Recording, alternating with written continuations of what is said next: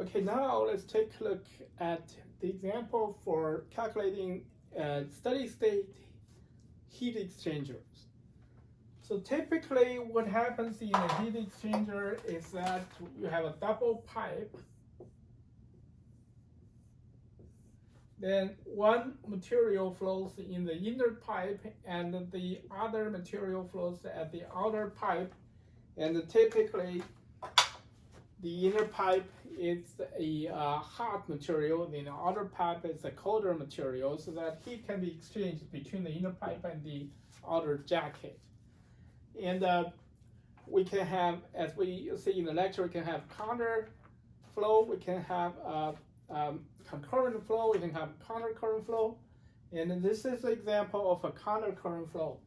So hot material going in on one end at 90 degree and goes out at the other end at 60 degree. Cold material going in at the other end at 10 degree and goes out at the, so let me repeat.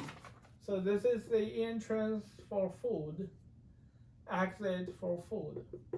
This is the entrance for cooling water, exit for cooling water, and this is the counterflow arrangement. So in the counterflow arrangement, temperature difference at both ends are less than otherwise in a concurrent flow situation. Then you have a large temperature difference at one end and then much smaller temperature difference at the other end. With counterflow pattern, the temperature difference is more uniform.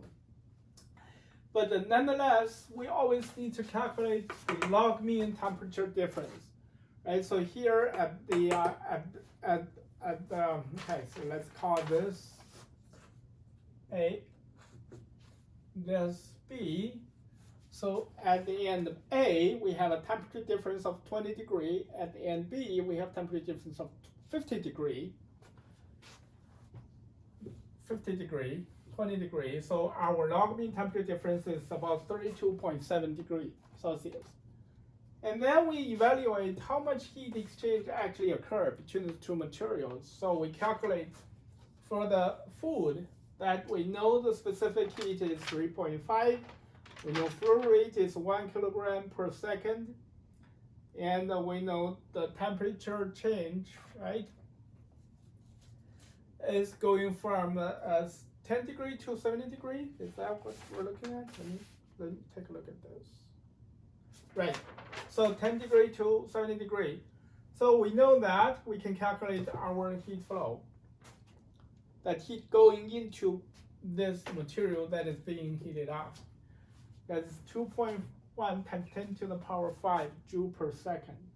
And that heat needs to come from material A, if we are assuming that there is no heat loss, right, during this process. All the heat that leaves material A goes into material B. And through this heat transport between them. And since we now know our log mean temperature difference, we know the overall heat transport coefficient, we can calculate the area that this heat exchanger needs to have in order for this to happen. And that would be around 32 square meters. And this is the calculation, the way to solve this kind of problems. So you need to figure out what is the heat transport that is needed to heat up the material. And then you need to figure out for the heat transport to occur between these two media, what is the transport that is happening there.